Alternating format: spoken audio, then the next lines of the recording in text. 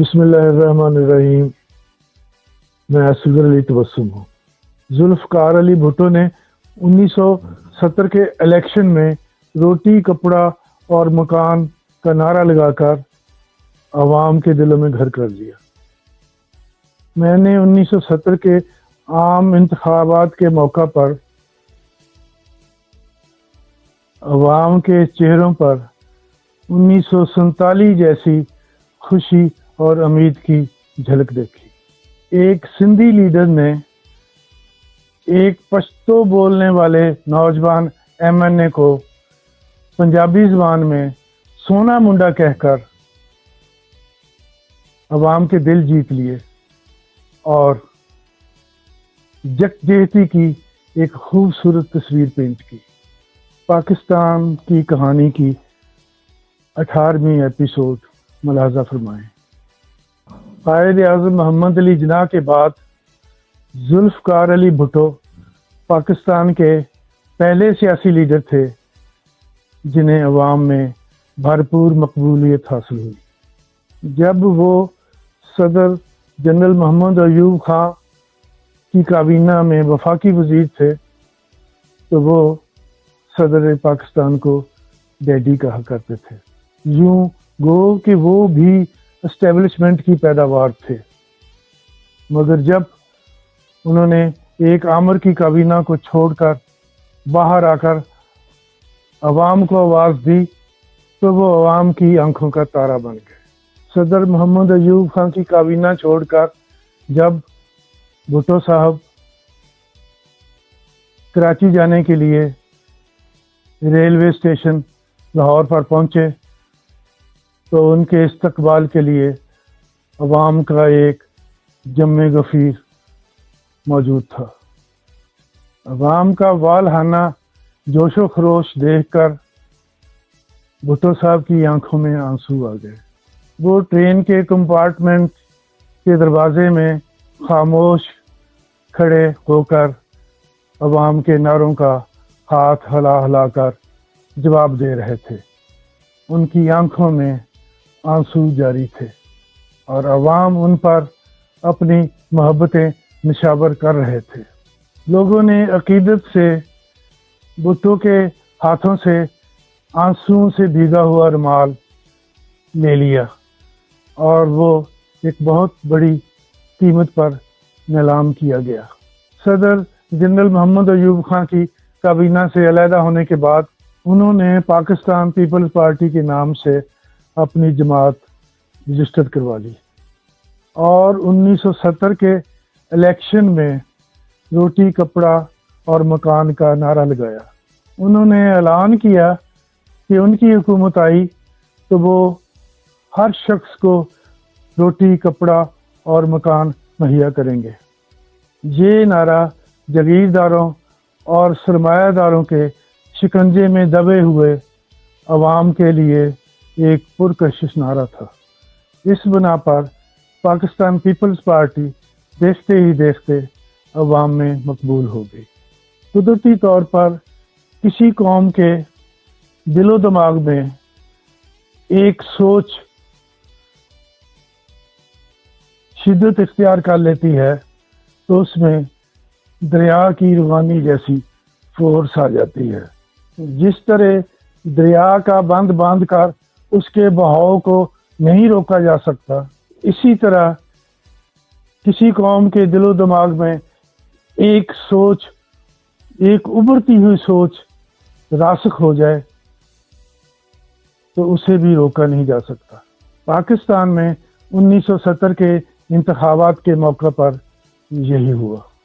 یہ فورسفل سوچ ہی تھی جس نے مشرقی پاکستان کو بنگلہ دیش بنا دیا تھا اور مغربی پاکستان یعنی موجودہ پاکستان کے عوام کو ان کے مسائل کا حل بھٹو صاحب کی لیڈرشپ میں نظر آیا۔ ذوالفقار علی بھٹو کی ولولہ انگیز قیادت میں عوام میں، سوئے ہوئے عوام میں شعور جاگ پڑا۔ ذہنی غلامی کی زنجیریں ٹوٹنے لگی۔ ان کے لیڈر نے انہیں خوشحالی کے خواب دکھائے تو عوام کے جذبات اور احساسات ایک بکھرا ہوا دریا بن گئے. انہیں خوشحال مستقبل یقینی نظر آنے لگا. دیکھتے ہی دیکھتے ذوالفقار علی بھٹو کا طوطی ہر طرف بولنے لگا. ان دنوں میں ٹوبا ٹیکسنگ میں رہتا تھا، مگر میرا زیادہ تر وقت لائل پر میں گزرتا تھا. میرا شعبہ مارکیٹنگ تھا اور میرا ایریا لائل پر، ٹوبا ٹیکسنگ اور جھنگ تھا.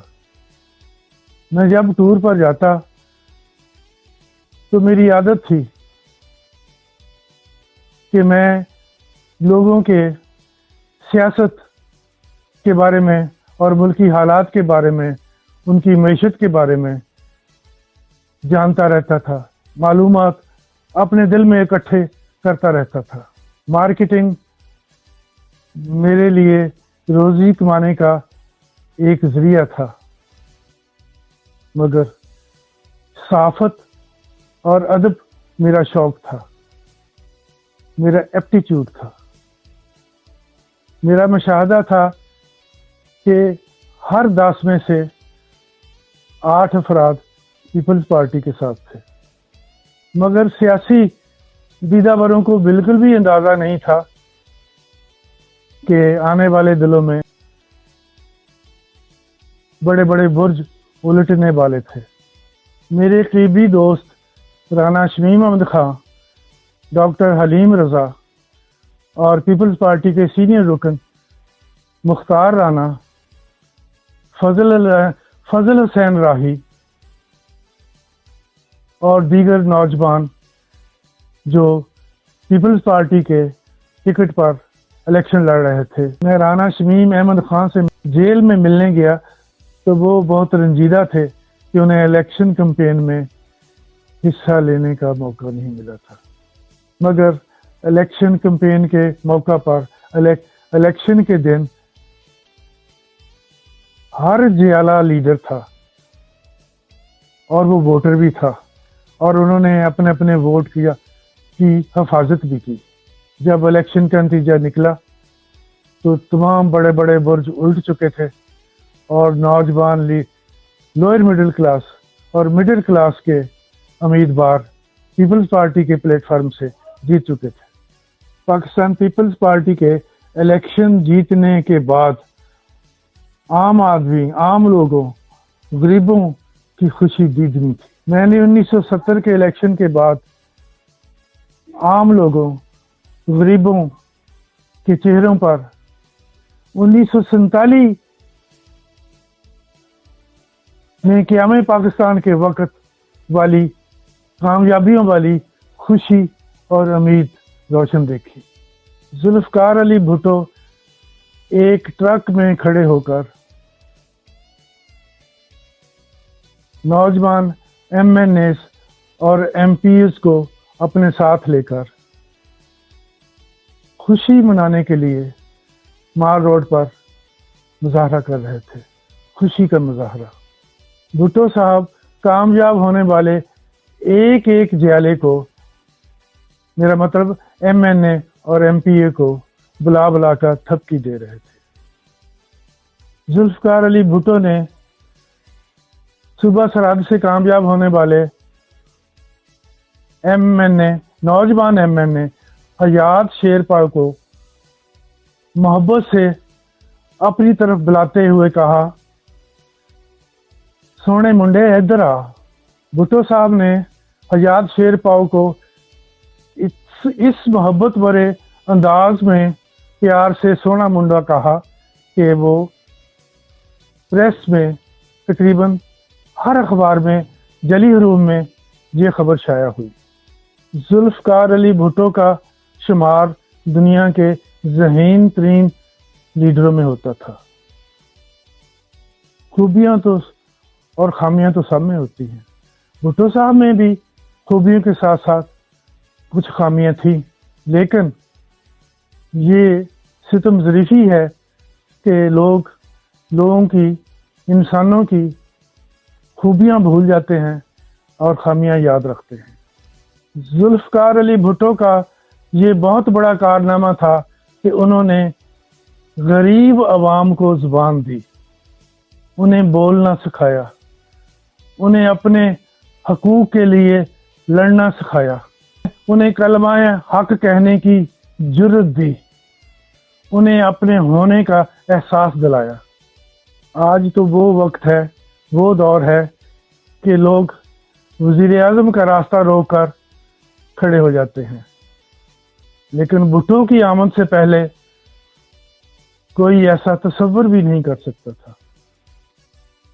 یہاں تک کہ ڈپٹی کمشنر کے دروازے عوام کے لیے تقریباً بند ہی رہتے تھے، کسی کی جرت نہیں تھی، کسی کا حوصلہ نہیں تھا کہ کوئی ڈپٹی کمشنر سے جا کر مل لیتا۔ میں ایک اپنی مثال یہاں پیش کرتا ہوں۔ 1965 میں کسی کام کے سلسلے میں میں ڈپٹی کمشنر لائل پر میاں کرمداس سے ملنا چاہتا تھا۔ میں روزانہ ڈپٹی کمشنر کو ملنے کے لیے اس کے دفتر حاضر ہو جاتا، لائن میں کھڑا رہتا اور نامراد واپس آ جاتا۔ میں تقریباً 1 ماہ روزانہ ڈپٹی کمشنر کے دفتر جاتا رہا، لیکن انہوں نے مجھے شرف ملاقات نہ بخشا۔ ڈپٹی کمشنر کا معمول تھا کہ وہ ملاقاتیوں سے اپنی مرضی کے مطابق وائس رائے کی طرح ملتا تھا۔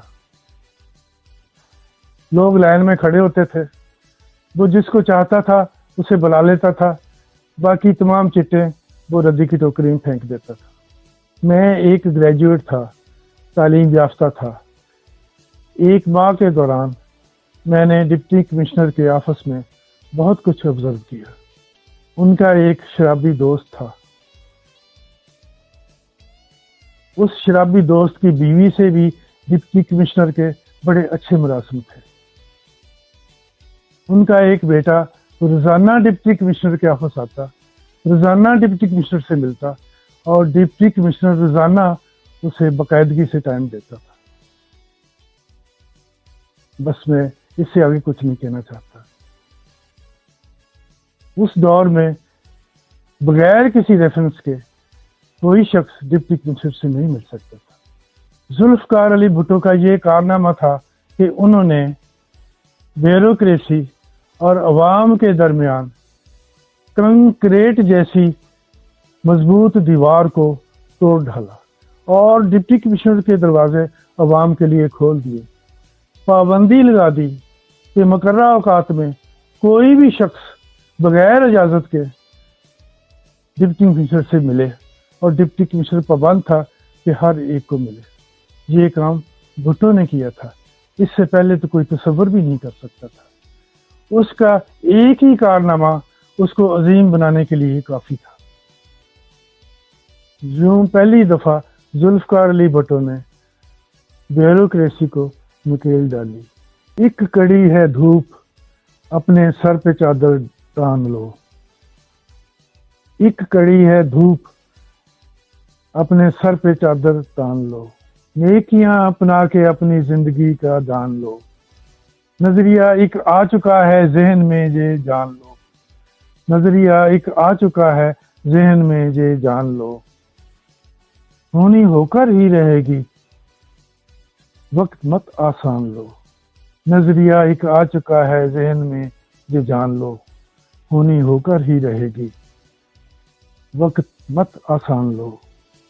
آدھے دکھ تو ایک شناخت سے ہی کٹ جائیں تیرے، آدھے دکھ تو ایک شناخت سے ہی کٹ جائیں تیرے۔ دوستوں اور دشمنوں کو تم اگر پہچان لو۔ مجھ کو نہ دھتکار دینا تم خدا کے واسطے، مجھ کو نہ دھتکار دینا تم خدا کے واسطے۔ میں تمہارا خیر خواہ ہوں، بات میری مان لو۔ مجھ کو نہ دھتکار دینا تم خدا کے واسطے، میں تمہارا خیر خواہ ہوں، بات میری مان لو۔